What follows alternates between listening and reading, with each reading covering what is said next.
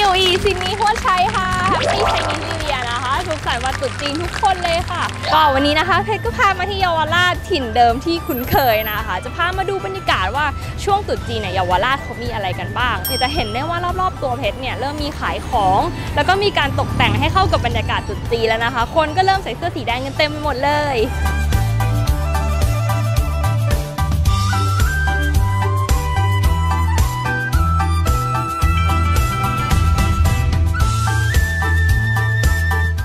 ก็เป็นแบบเหมือนกับข้าวที่เราเอามาไหว้แล้วก็กินอย่างเงี้ยซ้ำไปซ้ำมาเบื่อแกแต่ฉันเมื่อกี้หลังจากที่เดินดูวัตถุดิบในซอยอ่ะฉันได้ไอเดียเว้ยจะลองทำอาหารเนี่ยเอาเมนูของไหว้อ่ะมาทำเป็นเมนูใหม่ดีกว่าเผื่อแบบว่าจะอร่อยแล้วก็แบบได้ไอเดียใหม่ๆมากขึ้นเราก็ได้ไม่เบื่อปีหน้าเราจะได้แบบมีเมนูใหม่ๆมากินบ้างดีไหม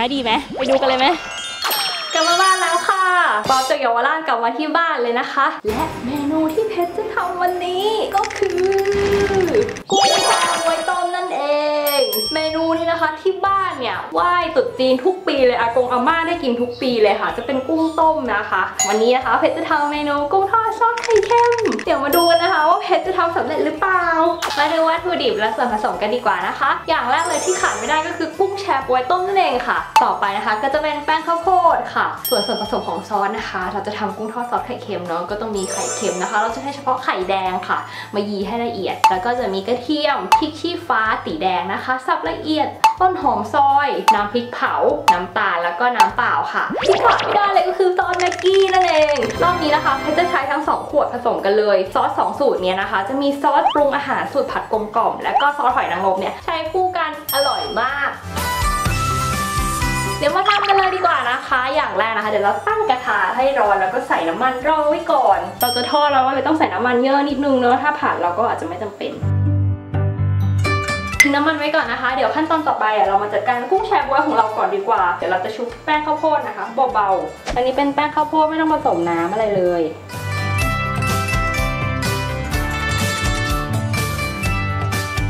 มาน้ำมันร้อนแล้วจ้าเดี๋ยวเรามาทอดกุ้งกันดีกว่านะคะกุ้งที่เราชุบเสร็จไว้แล้วน้ำมันแรงไปก็ยังโอเคอยู่ค่ะยังโอเคอยู่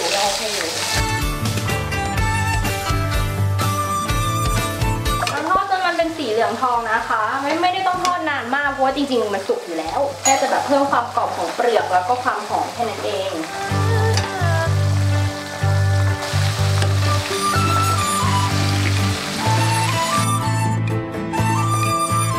ต่อไปนะคะหลังจากที่เราทอดกุ้งเสร็จแล้วเดี๋ยวเราจะมาทำซอสไข่เค็มกันอันนี้เพชรใช้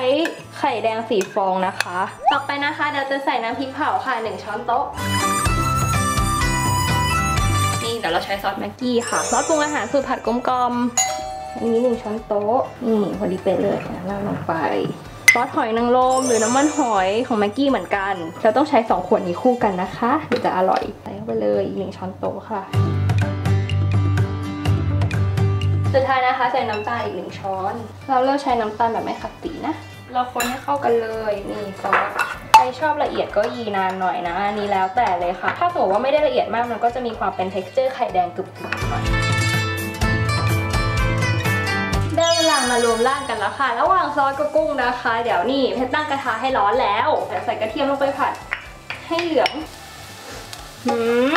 มันหอมมากจากแกรอยากให้มีกลิ่นเข้าไปในกล้องเลยเพื่อนๆว่าเพชรจะทำอาหารจานนี้อร่อยหรือเปล่าเพชรทำเองไงเพชรก็ต้องบอกว่าตัวเองทำอร่อยอยู่แล้วเนอะกระเทียมเริ่มหอมแล้วจ้าต่อไปให้เราใส่ซอสลงไปนะคะหอมมากอ่ะเพชรเป็นคนชอบกระเทียมมากโดยเฉพาะกระเทียมเจียวนี่ใส่ซอสใส่ซอสลงไปผัดเลยตอนนี้นะคะเพชรใส่น้ำเปล่าลงไปแล้วก็เดี๋ยวเคี่ยวอีกรอบนะคะให้ข้นนิดนึงใส่น้ำเปล่าให้มันเจือจางนิดนึงค่ะเดี๋ยวถ้าจะเข้มข้นเกินไป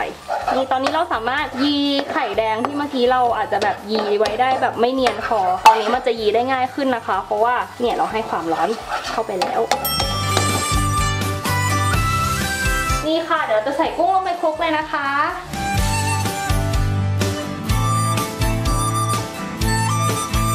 นี่ตอนนี้เราคลุกเรียบร้อยแล้วนะคะเดี๋ยวเรามาตกแต่งหน้าตาตอนสุดท้ายกันก่อนนี่ก็พริกชี้ฟ้าแดงนะคะที่เพชรสับอย่างละเอียดไว้นี่ โรยมันลงไปเลยค่ะตามด้วยต้นหอมซอยค่ะหน้าตาดีมากประมาณนี้นะคะคลุกให้เข้ากันอีก1 รอบเบาๆนี่เป็นอันเสร็จแล้วกุ้งทอดซอสไข่เค็มนะคะเมนูที่ใช้ของเหลือจากการไหว้นะคะก็คือกุ้งแชบวยต้มนั่นเองมาครีเอทเป็นเมนูใหม่น่ากินมากเลยเดี๋ยวจะใส่จานกันดีกว่าค่ะ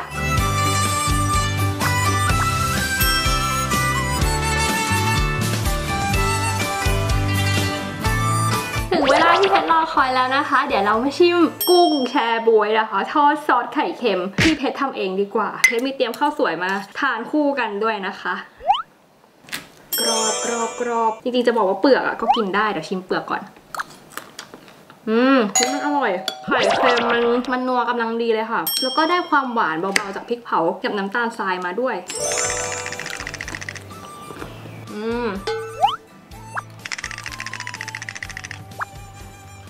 สรุปเพชรว่ากินทั้งเปลือกไปเลยอร่อยกว่าค่ะเพราะว่าเราทอดจนมันกรอบแล้วมันก็มีไข่เค็มแล้วก็แป้งข้าวโพดที่เคลือบอยู่ด้านนอกมันทำให้มันกรอบแล้วก็อร่อยเลยส่วนเนื้อข้างในเด้งๆกำลังดีเลยค่ะแนะนำให้กินกับข้าวสวยนะคะอร่อยมากก็เนี่ยจริงๆสูตรเนี้ยเพชรได้มาจาก YouTube ของแม็กกี้นะคะสามารถเข้าไปดูได้เลยแล้วว่าตอนนี้แม็กกี้เนี่ย2 ขวดที่เมื่อกี้เพชรใช้คู่กันนะคะซอสปรุงรสกับซอสหอยนางรมตอนนี้เขามีโปรโมชั่นด้วย2 ขวด49 บาทเท่านั้นเรียกได้ว่าคุ้มมากเลยขวดเท่านี้น่ะเอาไปทำเมนูอื่นได้เยอะเลยนะคะสุขสันต์วันตรุษจีนด้วยนะคะทุกคนแล้วก็ใครได้แต่เอียเท่าไหร่เนี่ยมาเขียนบอกเพจข้างล่างได้เลยนะคะปีนี้เพจก็โตแล้วทำงานก็อาจจะได้เหลือนิดๆหน่อยๆไม่เหมือนกับตอนที่เป็นเด็กแล้วตอนที่เป็นเด็กนี้ตรุษจีนนี้เป็นวันที่แบบเพจรอคอยเลยว่าเมื่อไหร่ฉันจะได้เงินเป็นเทศกาลที่แบบเด็กๆจะรวยมากเลยนะคะก็สุดท้ายนะคะก็ฝากช่องไปดูของเพจไว้ด้วยนะคะอยากให้เพจทำอะไรไปกินที่ไหนหรือจะทำอาหารอีกก็ได้ก็คอมเมนต์บอกไว้ได้เลยแล้วก็อย่าลืมกด Subscribe นะคะกดกระดิ่งให้เพชรด้วยวันนี้ไปก่อนนะคะบ๊ายบาย